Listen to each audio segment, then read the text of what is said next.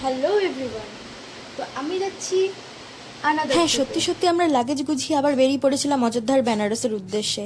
আর ট্রেনে উঠে আমার মুখ চলছে, আর রাস্তার জার্নি দেখতে দেখতে আমরা পৌঁছে গেছিলাম ফারাক্কা। আপাতত ফারাক্কায় বসে আছি, আর ফারাক্কা থেকে আমাদের ট্রেন ছিল অযোধ্যার জন্য।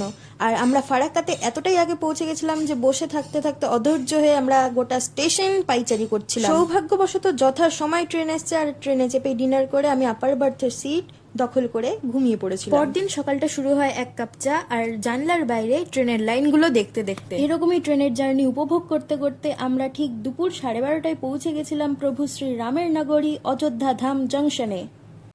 ওয়েলকাম টু জয় শ্রীরাম। স্টেশনে নামা মাত্র আমরা এত সুন্দর ওয়েদার পেয়েছিলাম, ঝিরিঝিরি বৃষ্টি আর সুন্দর হাওয়া, সব মিলে ওয়েদার নিয়ে আমার মনটা এতটাই আনন্দে ভরে গেছিল যে কিছু বলারই ছিল না।